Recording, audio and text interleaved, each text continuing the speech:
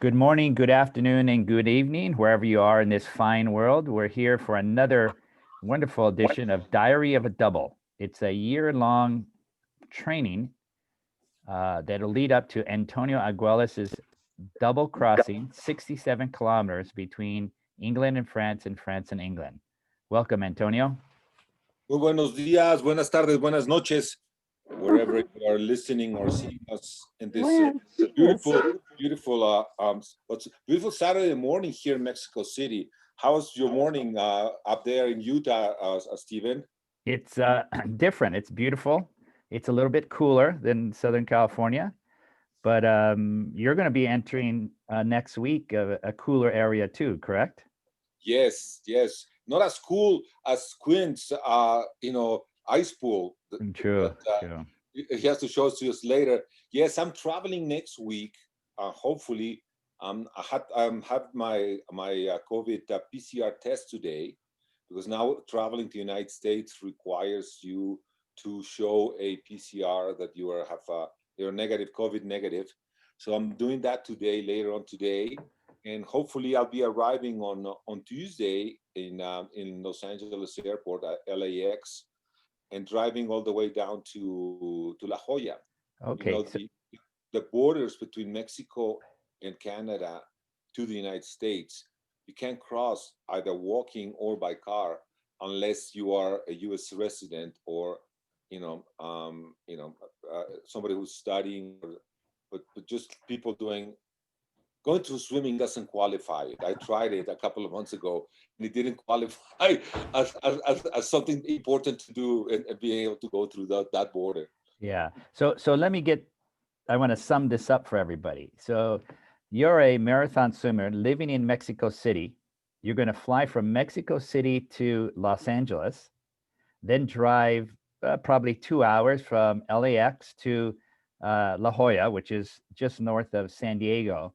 And then you're going to do something that is quite unusual in our sport. It's useful, but quite unusual. And that is, you have to swim 6 hours in cold water, roughly 15, 16 degrees Celsius or 60 degrees Fahrenheit and below, in order to attempt an English Channel swim, correct?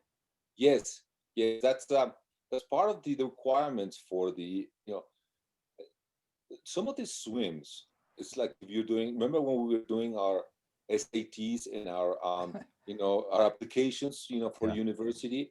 It reminds me of that, because it's not just, you just cannot say I'm going to do a swim I'm trying to try the English Channel or the North Channel.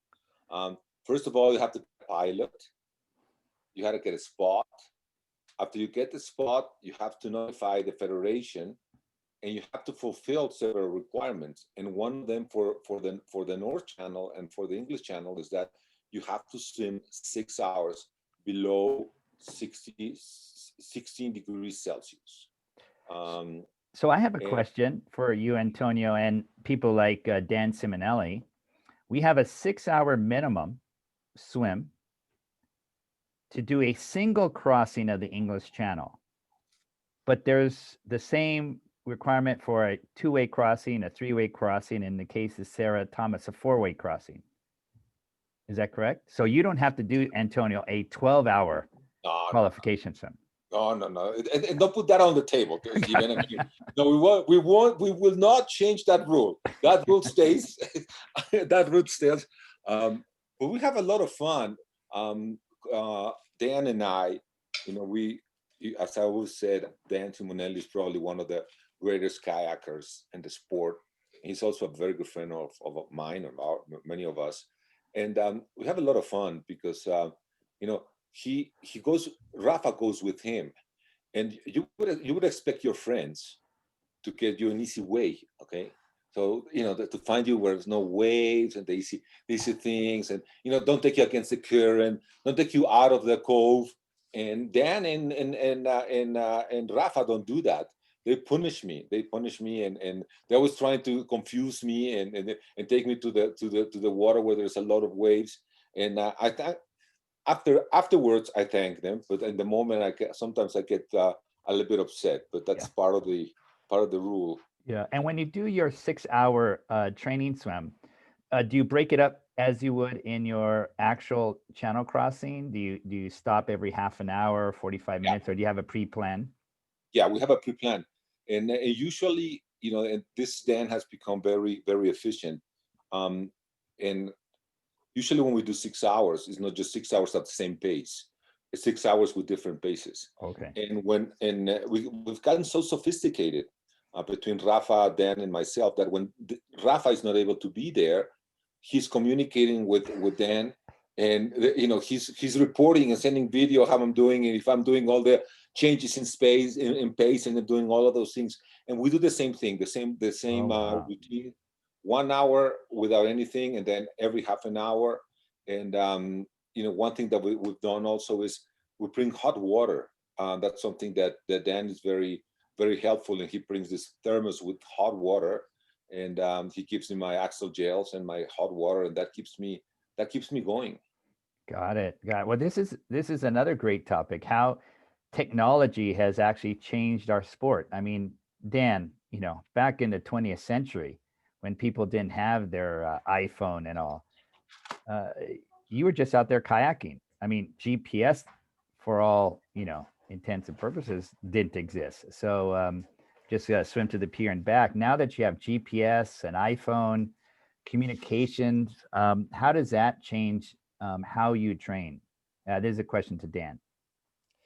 Yeah, I mean, mostly it's been, on my own, doing this type of thing with Rafa, or as extra safety, having my iPhone along, as well as I do carry a marine radio. So, but in the past, before that, the marine radio was always available. Well, in the last many decades, but that would be the main source of communication, from water to land. But otherwise, yeah, it's pretty much just me and the swimmer, and we're just out there, and do what you got to do in case of safety and or communication. Now, for those people who have not been to La Jolla and its famed cove, can you explain how far you're out from shore? What wildlife that you guys encounter? Well, with Antonio, we take him anywhere and everywhere. Got it. So normally, I like to take people north and south of the cove, just for variation. And going north of the pier, Scripps Pier, is a little more desolate and scenic, and oftentimes we see more wildlife up there, or for whatever reason. And then south, it's a little more scenic in a different way. That there's more reef, and going down towards Pacific Beach, and it's shallower and generally so. And then going out as far, it depends. The coastline curves and goes in and out. So sometimes you're half mile or more off the coastline, and other times, depending on conditions and whatnot, we might be hugging the coast a little bit more. Now, in both in the North Channel, which Antonio has done, and also the English Channel, it's very tidal. Tides sweep you left and right, north and south, east and west. Are there such tidal conditions off the California coast?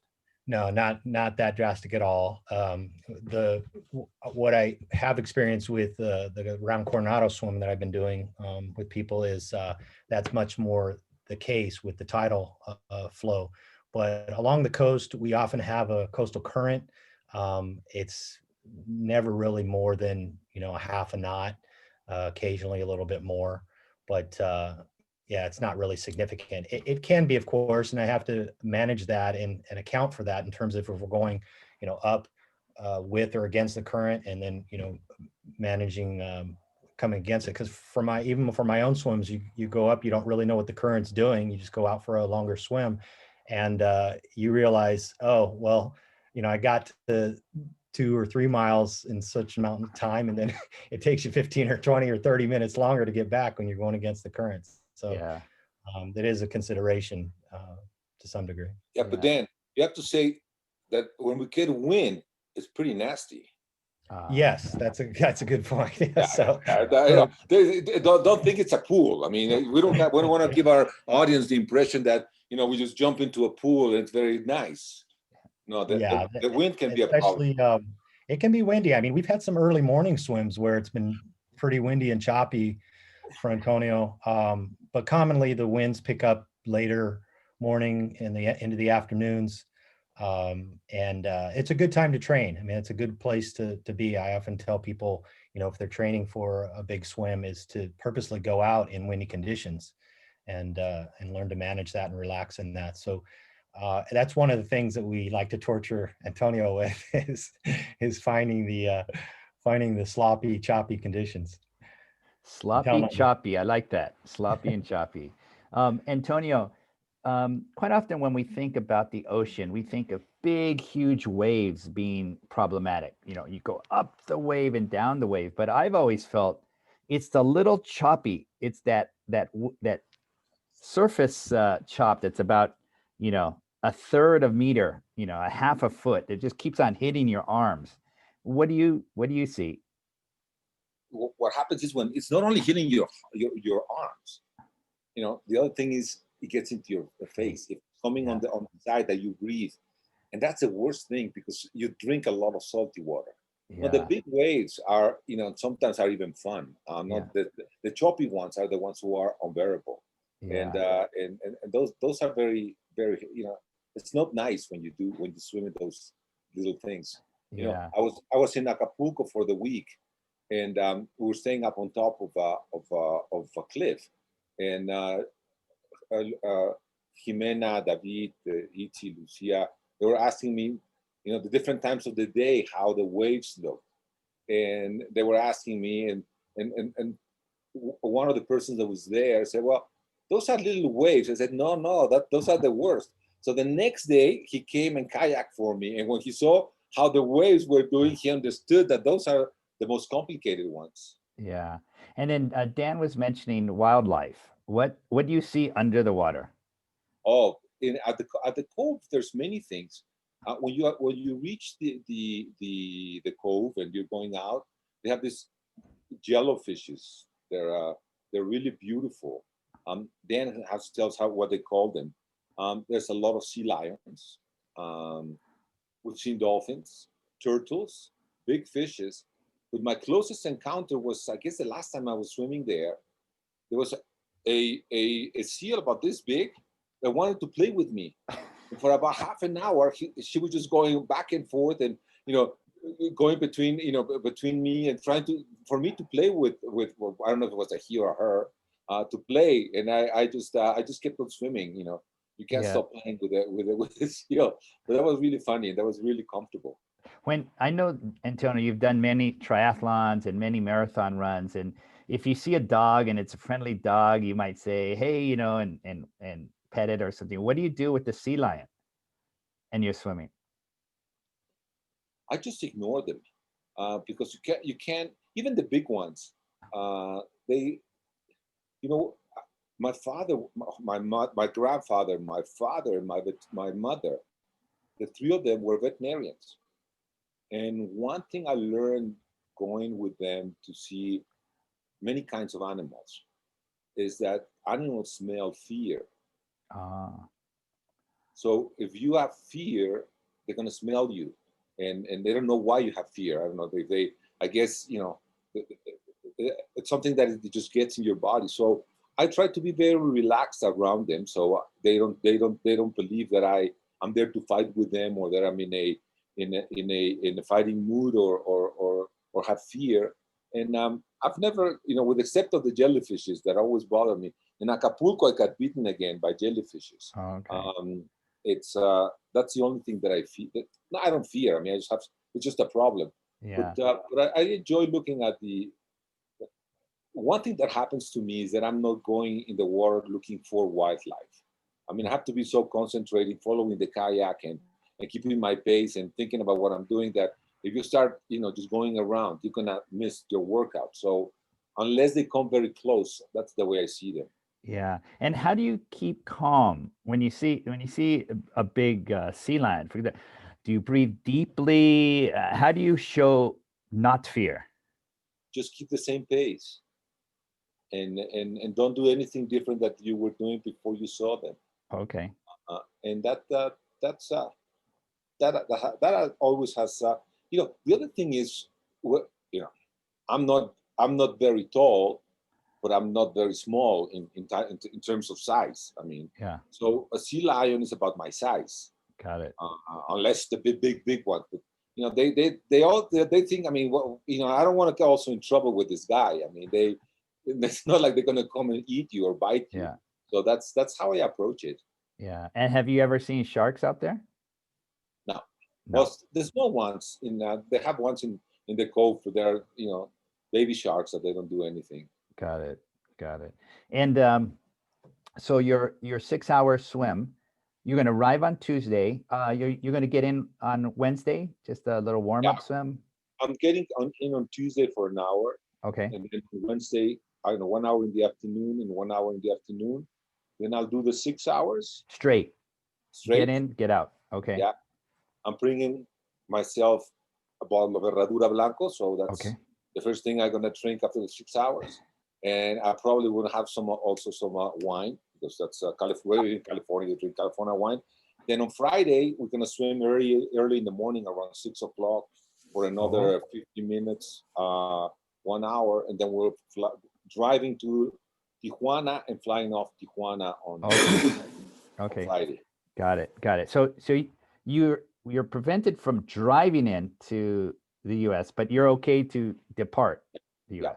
Okay. Yeah, I'm a Mexican citizen. I don't have any problem crossing the border. Got it. And then what time is your anticipated start of the 6-hour swim? 7 o'clock. 7 o'clock. Okay. So you're going to be swimming throughout the morning and late. Yes. Okay. Got it. Hopefully in a couple of months, I will bring Maria Paula, the same friend of mine who did the video of Las Estacas, to come to La Jolla and do the same thing in La Jolla. Oh, that. So we have a film for our audience. But can I show you? Can I share some of the pictures from this week? Yes, Steven? please.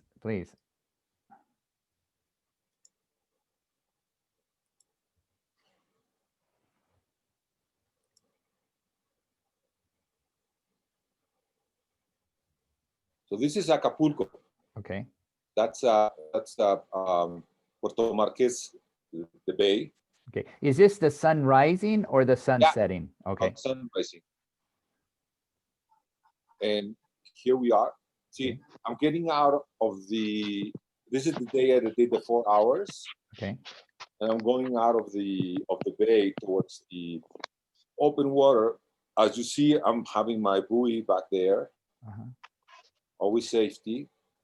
I notice you have a watch on your right hand. Do you occasionally look at the watch, or do you just push it start and push it go at the end? I have my watch, since a lot of the drills that I do with Rafa are between 5 and 15 minutes. Okay. I have my watch set up the 5-minute intervals. Got it. So when I'm working out, it's at 5-minute interval. When I swim in a channel crossing, it's every half hour. Got it. Okay, great. And the water there was 27.7 degrees. Oh, so you're basically doing 27 degrees last week and 15 degrees this week. Yeah. But since I have to be prepared, this is the pool. This is Rafa. Okay. And back there and at the end is Acapulco. Got it. Acapulco Bay. Wow. And here, this is the pool where I swim. And today was at 16 degrees. Oh, I'd much rather swim 16 degrees in the ocean than 16 degrees in a pool any day.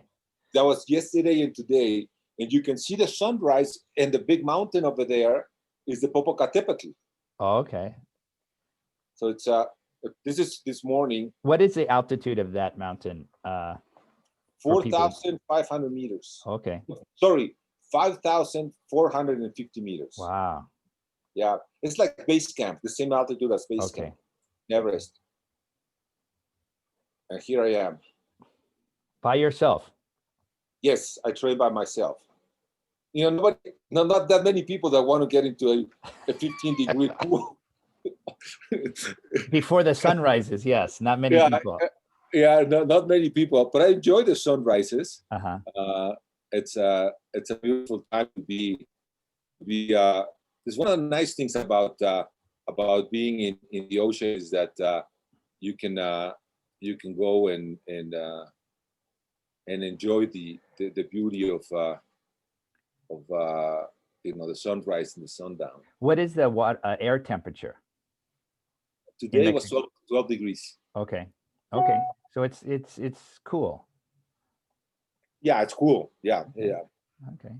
Well, I'm going to open it up to any questions or comments that people may have.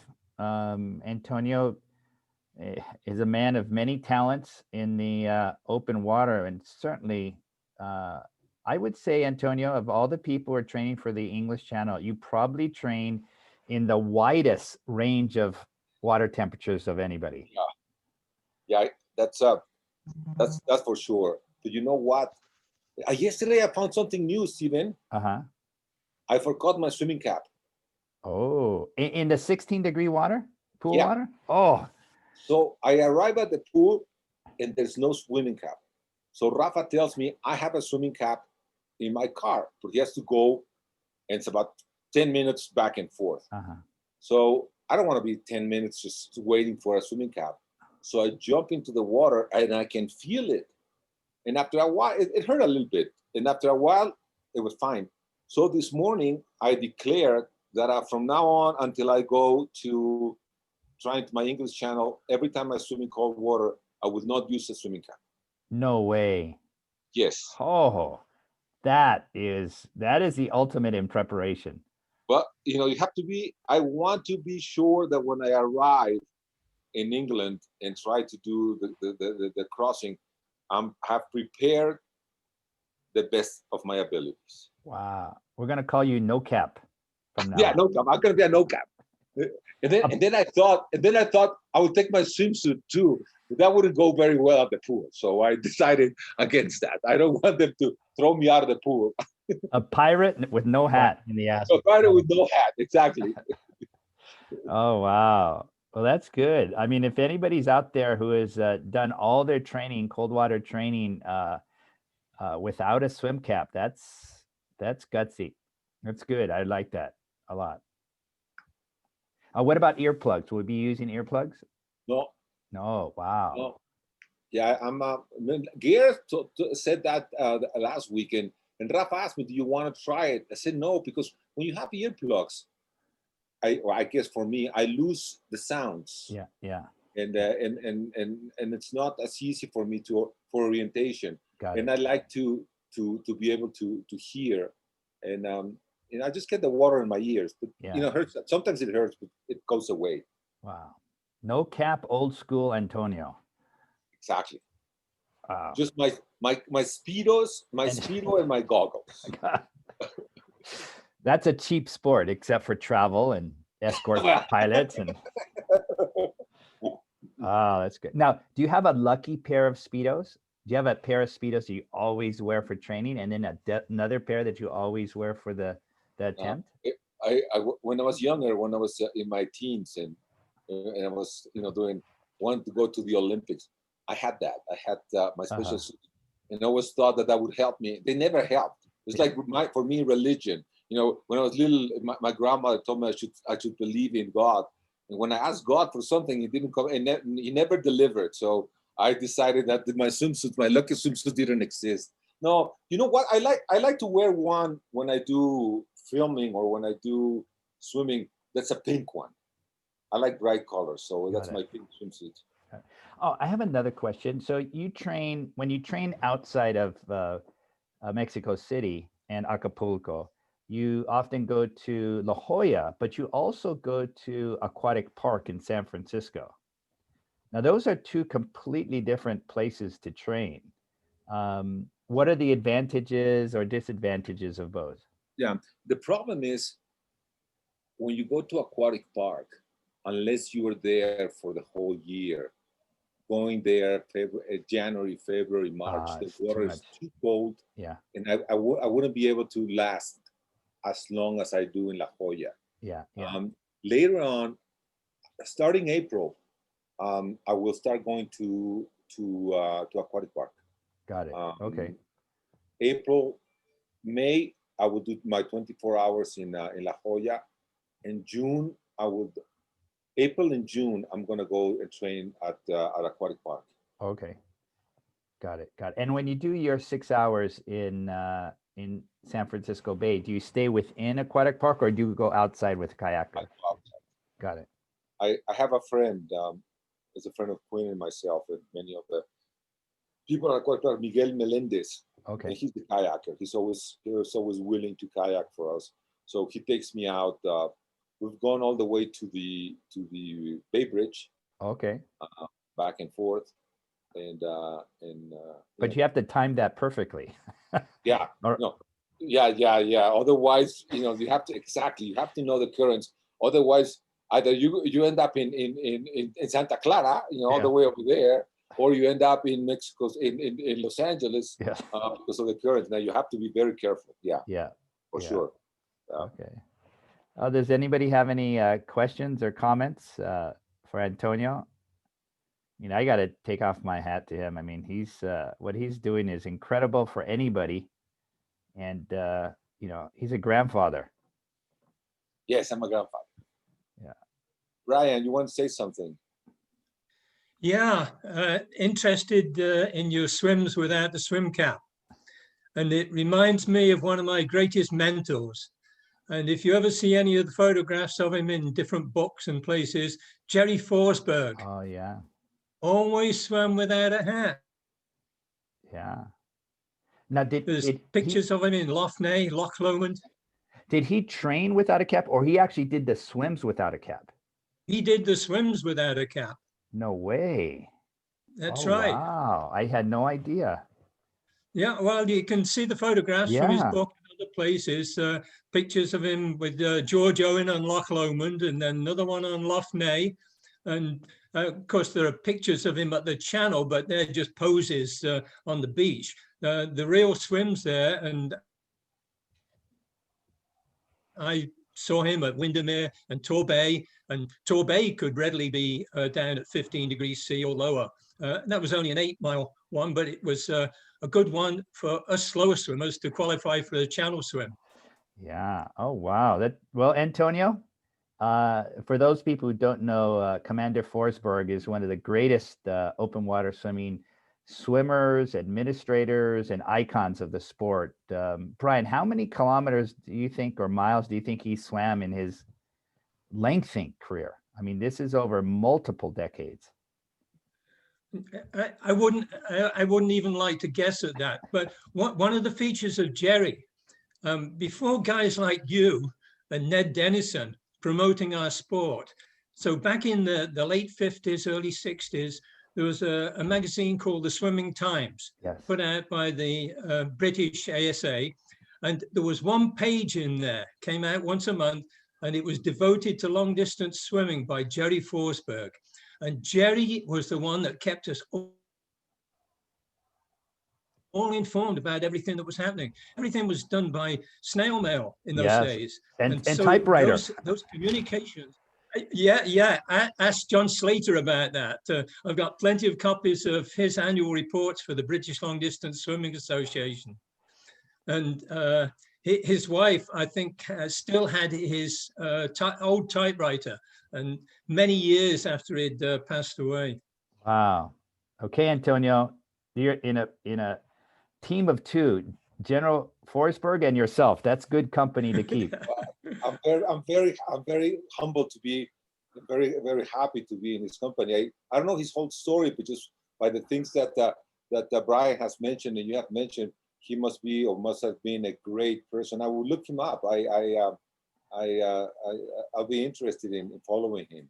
Yeah, no, he was.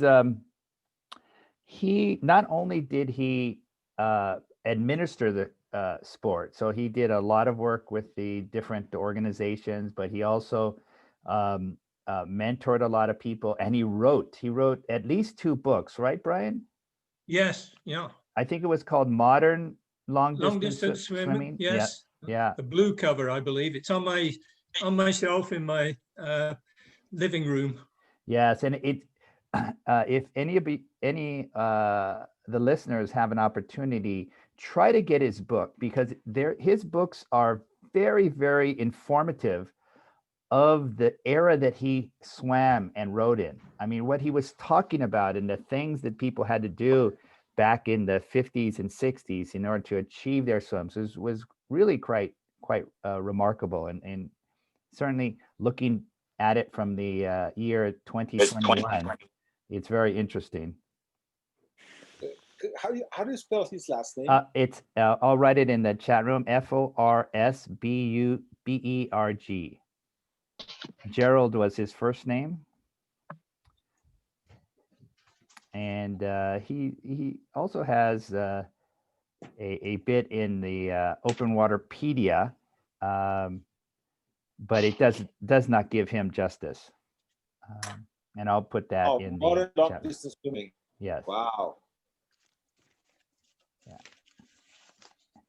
So if people want to know who this gentleman was, that is where you can look him up.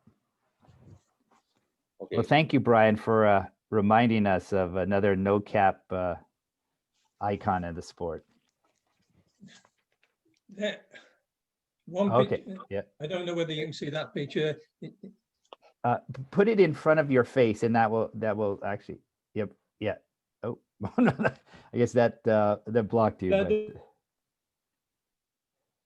oh yeah, I can't see the screen. yeah, it's all right. It's okay. It's okay. Right. Your Okay. ghost. Yeah, that's great. That's great. Was there anybody else who did a no cap swims that you can remember? No, nobody particularly comes to mind. It always struck me at the different competitions that he had no cap on. Yeah, amazing. Did he have hair? I didn't know whether it was just because it was the shorter ones that I was swimming in. Hair makes a difference. Yeah. Dan, do you know of anybody who swam the Catalina Channel without a swim cap? No, I don't. I mean, I somewhat take that back. I mean, sometimes people's caps fall off, but obviously, and they swim for a time without a cap, and then try and replace it. But yeah, it definitely makes a difference when you take the cap off. I did it before in aquatic park, and with no hair, it's definitely makes a difference. I wonder if George Young, who was the first person to swim across the Catalina Channel. Now, I have seen pictures of him swimming. I never noticed the swim cap on him. Now that I know that's true. I was just thinking the same thing. I don't think. I wonder too. I bet they were much less. I mean, certainly some people did, right? You see a lot of pictures. Yeah. Well, I certainly like their old school goggles, the big, the pilot goggles. Yeah. But the nice thing about the swimming caps, Stephen, is they can be very creative with the swimming caps. It's the only place that you can put a logo, that you put, remember the pirate. Yeah. We're gonna come up with the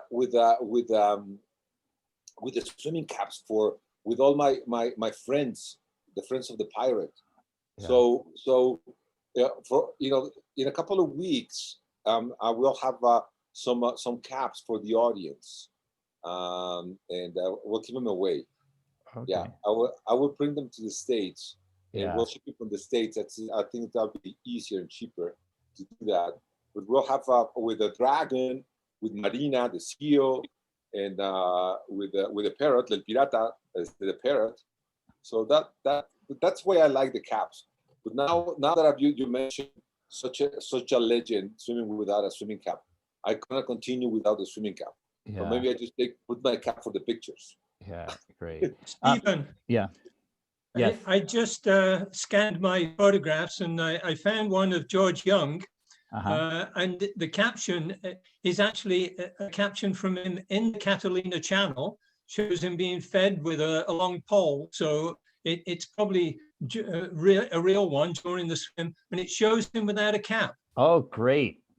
Thanks a lot. That's a great bit of information. Funnily enough, there's another picture of him, and it's probably at the Canadian National Exhibition with Ernst Veerkotter.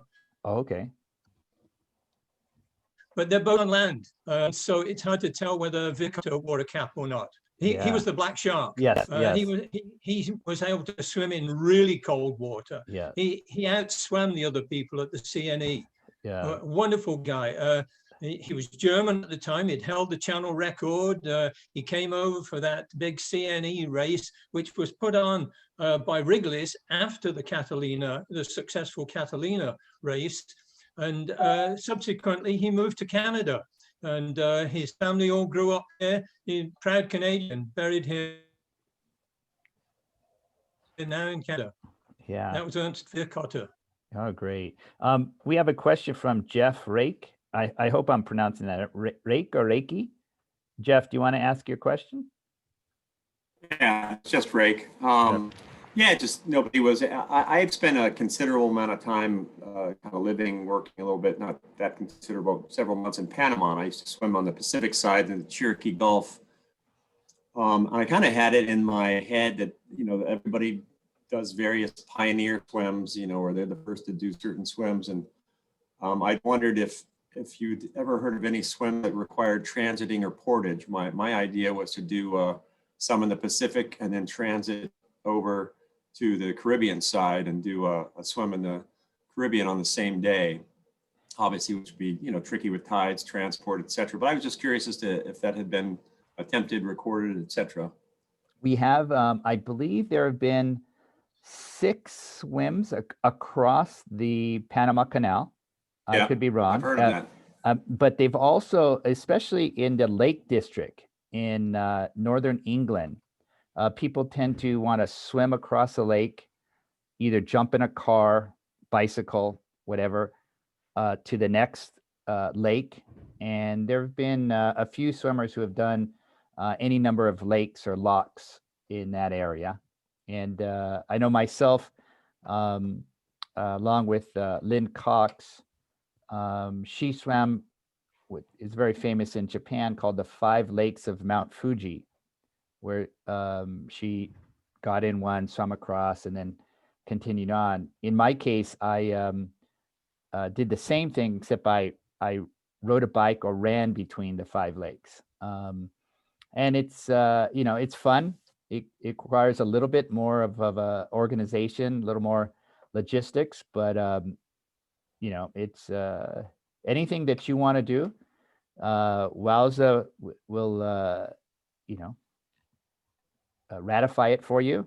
And, there's one thing about being the fastest swimmer, but there's always the notoriety or of being the first in whatever you do. No, I'm not going to be the fastest, so I can't attest. But so I figured maybe I'll be the first. Okay, yeah. Jeff, thank you. You can always be. People always laugh at me because I said I have a Guinness record. You have a Guinness record? Yes, I was the oldest person to swim the Ocean 7. Yeah. So you always get Stephen say we're in the sport where you can, as you grow older, you can set records. And I'm sorry I missed the beginning. How old are you, Antonio? Now I'm 61. And it'll be 62 when he makes the attempt of the 2A, the English Channel. So, well, I'd like to thank everybody. This has been another great day, Antonio. We learned of your new no-cap experience. We also learned of you're in a group of 3 very famous people: George Young, the first person who's done the English Channel, Commander Forsberg, one of the icons of this sport, and you, Antonio. So thanks, Stephen. That's great. Yeah. So we'll see everybody next week, and thank you again for your participation. Yes. Good luck, Antonio. Well, hopefully, Mr. Simonelli will take good videos this time. Yeah. It takes great videos. Yeah, straight videos, so we can show them next week. Why you throw me under the bus, man? Yeah, you have to video yourself, with the camera right, okay? It is really well. My wife assembled them all together and put them to music, and it was really cool. I said, my wife could resell these for you. She could put them together. So there you go. We have proof. Thanks, Jeff. All right. Take care. Take care. Bye. I got my peeps backing me up. That's right. That's right. Always. See you guys. Hey. Bye. So- Bye.